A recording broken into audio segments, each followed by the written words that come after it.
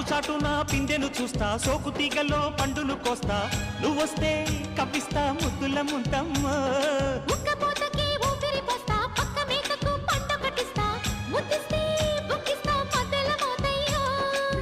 ఓలమ్మో పుకారులు షికారుగా రావమ్మో, ఎదలు ఎడెక్కిస్తే ఎట్టాబులమ్మో.